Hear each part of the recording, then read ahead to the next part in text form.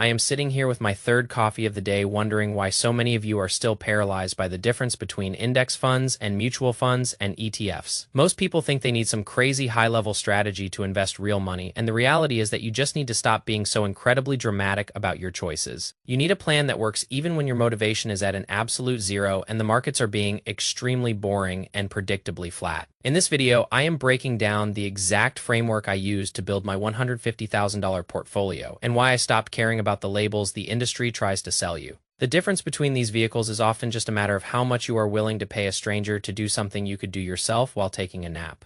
I actually have a degree in finance, but the funny thing is that I did not learn a single useful thing about actual wealth building while I was sitting in those expensive classrooms. When I invested in ETFs for the first time, I realized way too late that they lacked one very specific feature that I actually wanted for my lifestyle of maximum laziness. I had to switch everything over to index funds, and it was a massive hassle that could have been avoided if I had just ignored the hype and focused on the fundamentals. I want to save you from that trouble because life is way too short to spend your afternoons moving money between brokerage accounts because you followed a trend. If you want to understand the soul of these investments and which one actually allows you to ignore the news for the next decade, then you need to pay attention. Before we get into the heavy lifting, you should probably hit that subscribe button because my channel is dedicated to the art of making money while doing as little as humanly possible. I am going to start with mutual funds because they have been around since the 1800s and they are the grandfather of everything we see in the market today. The earliest known mutual fund was invented as a way for a bunch of people to pool their money together so they could pretend to be big-time investors. Mutual funds offer three major benefits that the industry loves to scream about from the rooftops to justify their existence to the masses.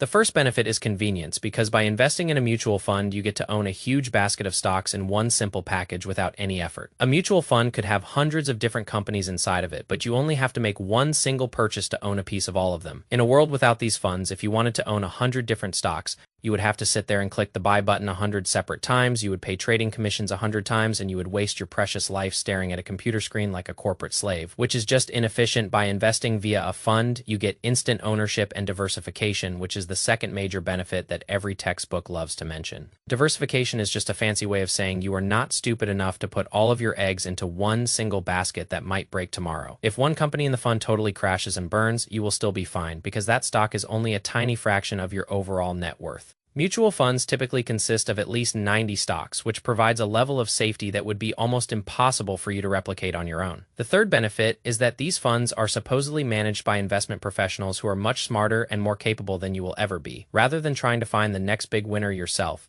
you pay some guy in an expensive suit to pick the stocks for you while he works in a high-rise office. But just because mutual funds offer convenience and diversification does not mean they are amazing or even worth your time in the modern era of 2026. The problem with having professional fund managers is that they charge you an arm and a leg in fees regardless of whether they actually make you any money. When a professional is picking stocks for your fund, that is called active management, and it is the most expensive way to participate in the stock market. In return for their services, these actively managed funds will charge you an annual fee of 1 to 2% of your entire account balance every single year.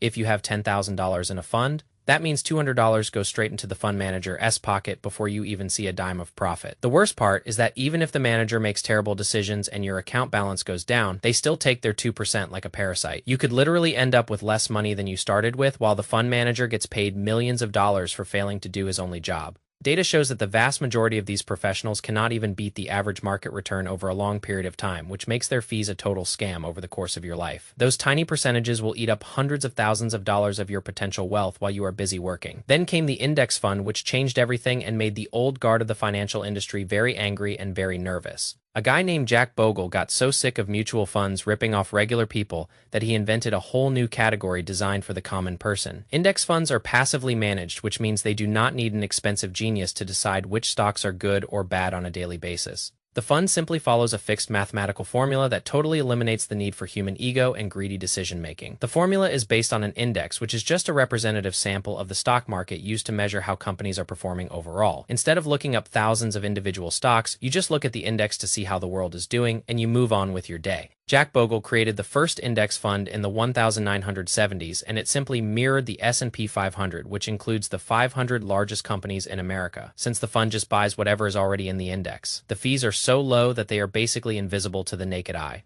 The Vanguard S&P 500 Index Fund charges a fee of 0.04%, which is basically peanuts compared to the robbery happening in mutual funds. An index fund is technically a type of mutual fund, so you should remember that all index funds are mutual funds, but not all mutual funds are index funds. You can tell if a fund is an index fund because it will clearly state in its title that it tracks a specific index. Like the S&P 500, the prospectus will say that the fund employs an indexing investment approach designed to track a benchmark rather than trying to outsmart it. If the fund says an advisor independently selects and maintains the portfolio, then you are looking at an actively managed fund that wants your fees. Moving along to the ETF, which stands for Exchange Traded Fund and is the favorite toy of the modern internet investor who loves excitement. ETFs were introduced about 15 years after the first index fund, and they are very similar in structure, but they have one major difference in execution. With an index fund, you can only buy or sell your shares once a day after the market closes, and the final price is calculated by the fund. But with an ETF, you can buy and sell your shares whenever the market is open, just like you are trading a regular individual stock. People love to use the terms ETF and index fund interchangeably, but they are not the same thing. And confusing them can cost you peace of mind. If you want to invest in the largest companies, you could choose an index fund like FXAIX, or you could choose an ETF like VO or SPY. The real question you have to ask yourself is whether you actually need the ability to trade 24/7, or if you are just looking for a reason to gamble. In my experience, being able to trade an ETF throughout the day does absolutely nothing to help you achieve long-term financial success. The fact that it trades like a stock and you can watch the price flicker on a chart only encourages impulsive behavior and emotional decision-making. Human nature has a toxic tendency toward gambling. Like behavior, and ETFs give you the perfect platform to ruin your life in real time. I personally think ETFs do more harm than good for most people because the temptation to try and time the market is just too strong to resist. If you are not sure which one to choose, I would always recommend the index fund because it forces you to be patient and wait until the day is over. Most people only need to buy their shares once, hold them for 30 years, and then sell them when they are ready to retire on a beach somewhere. You do not need 24/7 liquidity unless you are a day trader who is probably going to lose all of their money anyway. Another massive reason why I prefer index funds is that they offer a feature called automatic reinvestment, which is the ultimate tool for lazy people. This makes it incredibly easy for you to save and invest your money without ever having to lift a finger or think about the current price. Index funds allow you to set up a recurring monthly deposit from your checking account, and they will automatically buy more shares for you. There is no additional charge for this service, and it makes it a total no-brainer to automate your good habits while you are sleeping or drinking coffee.